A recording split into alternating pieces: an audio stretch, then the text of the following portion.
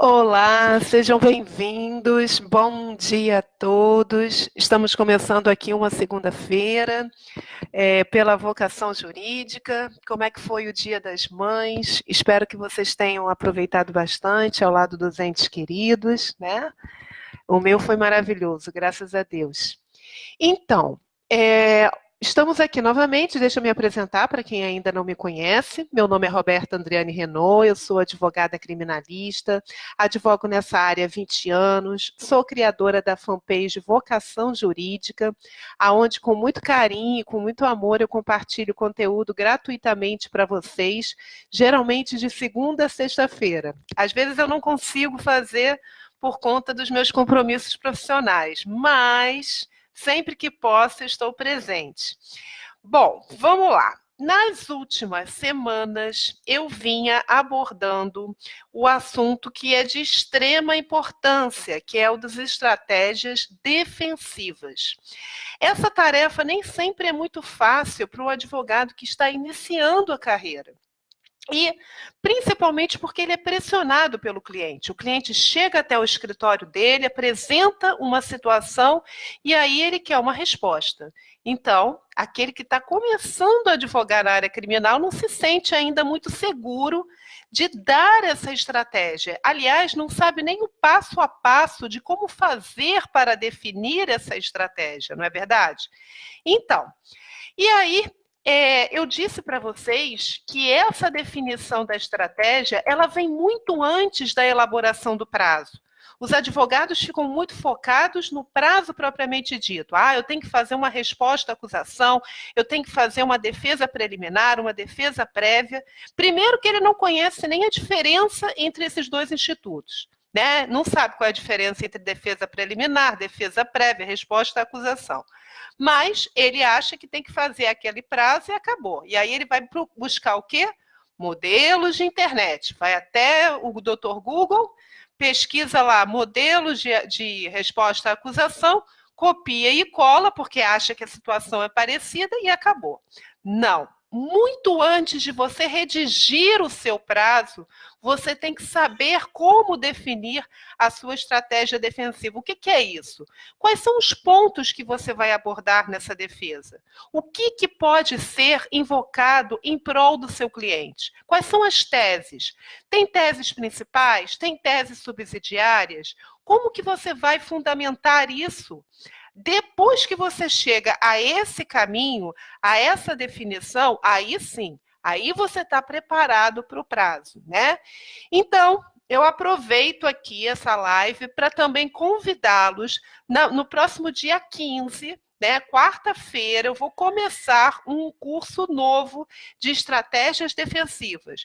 E o objetivo justamente é esse, preparar vocês para o passo a passo, como saber definir os pontos principais em prol do cliente, e depois aprenderão com profundidade o que é uma resposta à acusação, quais são os capítulos que devem compor, como fazer num caso em concreto, como que é a tramitação desse prazo, o que você pode fazer para agilizar essa tramitação, e aprenderão também sobre a apelação criminal.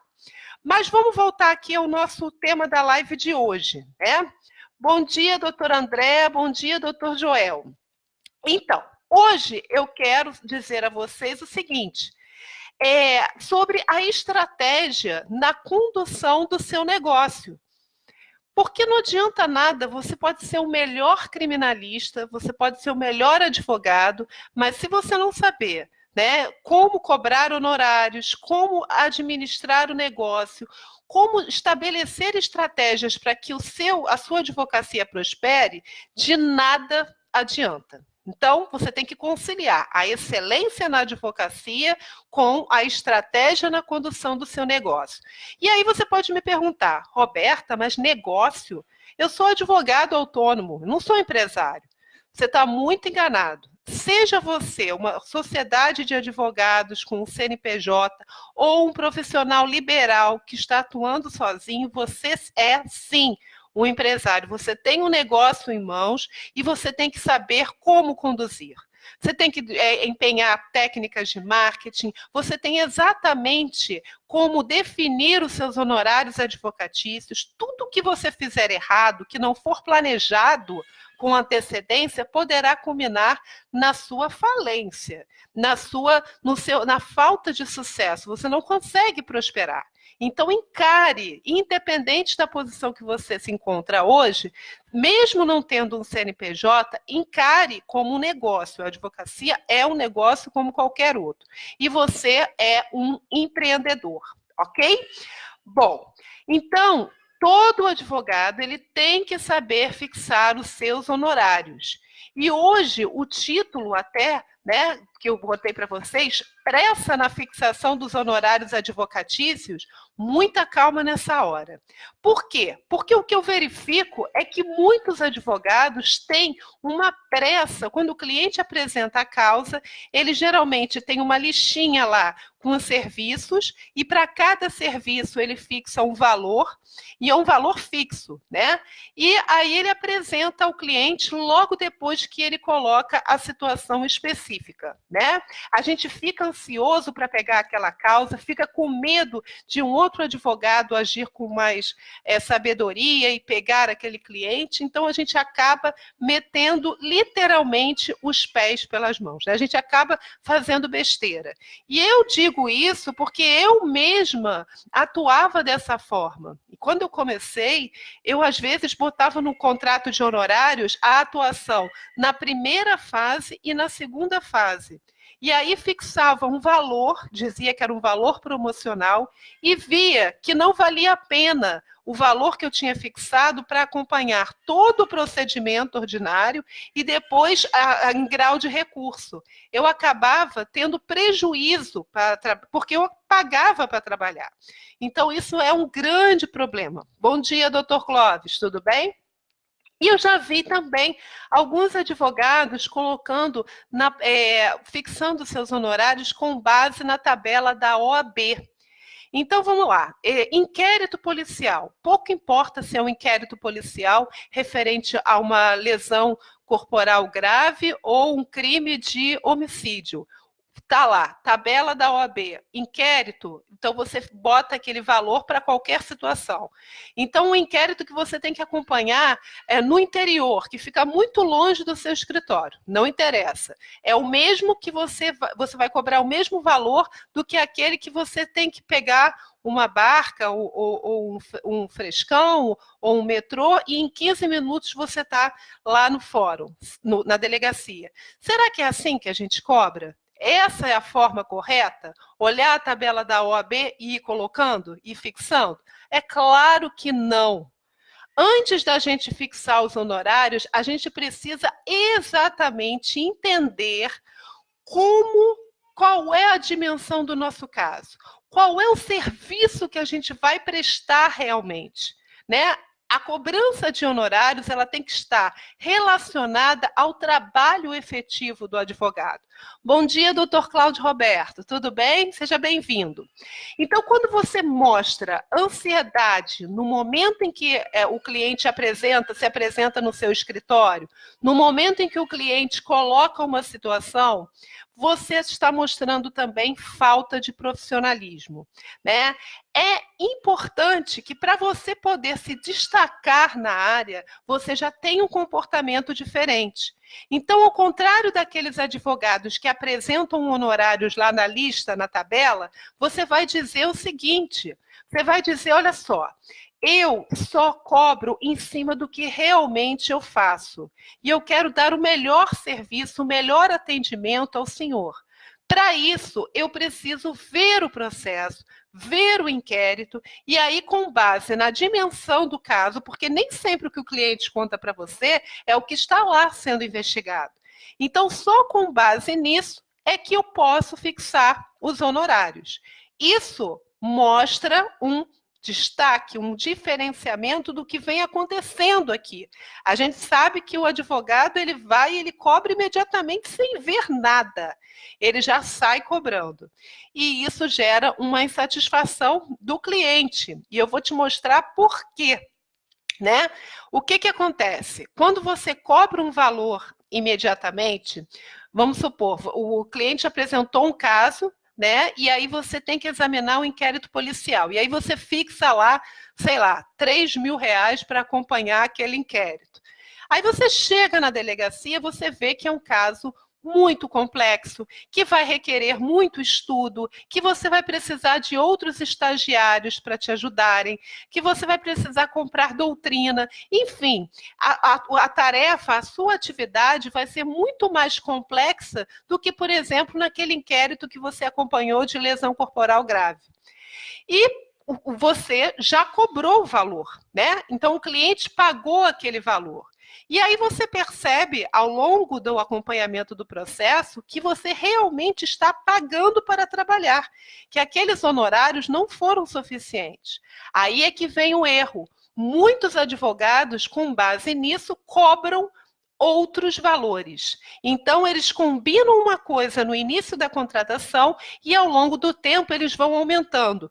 E, olha, eu não estou falando apenas de pequenos escritórios ou advogados que trabalham por conta própria. Eu estou falando também de grandes escritórios, que não sabem cobrar, muitas vezes, os seus honorários. E aí o cliente fica insatisfeito. Essa é a principal reclamação dos clientes. Poxa, o advogado me cobrou o valor X e agora está cobrando mais? Porque eles não têm como se preparar, né? O cliente gosta de estar preparado financeiramente para saber exatamente o que ele pode fazer ou não, quanto que ele vai gastar. Então, muito cuidado, né? Então, qual é o primeiro passo que eu dou a vocês? Qual é a primeira dica? O que vocês têm que fazer quando o cliente chega no seu escritório e apresenta uma situação? Respira. Antes de fixar honorários e etc., diz que vai analisar o inquérito, vai analisar o processo criminal, para depois fixar os honorários. Pega com o cliente uma procuração. E nessa procuração que contenha poderes específicos para você apenas ter acesso ao inquérito ou ao processo. E aí você vai até o local, você pode até cobrar por esse trabalho, ou pode não cobrar no início. Olha, essa parte de olhar o inquérito eu vou gratuitamente. Depois nós conversamos. Aí você olha atentamente o inquérito, né? Vamos supor que é um caso de inquérito. O que você vai fazer também? Vai definir a sua estratégia defensiva, os pontos que você vai ter que abordar, quais são os remédios jurídicos que você vai adotar, e aí você vai levar em conta o tempo de duração daquele processo. Será que esse inquérito vai vingar ou não? Tem chance de prosseguir? Isso tudo você só pode analisar quando você tiver com o inquérito em mãos. Então, você vai estimar aproximadamente o tempo de duração do processo, vai ver os gastos que você terá na condução daquele processo. O processo vai tramitar num local próximo ao seu escritório? Ele vai tramitar em outra comarca? Então, eu vou ter gastos com gasolina ou com ônibus, passagem, estagiários. Isso tudo tem que ser imaginado pelo advogado quando for fixar os seus honorários. E uma outra coisa, muitos advogados não incluem na cobrança dos honorários os custos fixos. Então, você tem custos com luz, telefone, internet, isso tudo para desempenhar o seu trabalho, né? E aí, você vai olhar o número de clientes que você tem e vai dividir esses custos entre esses clientes. O que eu quero dizer é que os custos fixos do seu escritório, eles devem ser pagos pelos clientes e não por você. Isso só vai acontecer se você, quando precificar, quando você fixar os seus honorários, você incluir esses valores. Percebem a dimensão da coisa? Percebem como não dá para cobrar o mesmo valor para qualquer inquérito policial ou para o acompanhamento de qualquer processo criminal? É muito importante estar atento a isso, tá? Bom, e aí depois que você tiver definido, visto o inquérito ou visto o processo, tiver definido a sua estratégia defensiva, saber exatamente os gastos que você vai ter com aquele acompanhamento, fixar os honorários, agora sim. Agora você vai ter muito mais propriedade para conversar com o seu cliente. Você não vai apresentar mais um valor qualquer, um valor em abstrato, um valor sem fundamento. Você vai fixar os honorários, vai dizer por que fixou aquele valor e, junto com isso, você tem toda uma estratégia por trás que você vai apresentar ao seu cliente. Então, isso vai te dar uma autoridade maior, um poder maior de convencimento e até de negociação desses honorários. Então, não tenha, repito, jamais tenha pressa, né, de fixar logo no primeiro momento em que o cliente chega ao seu escritório.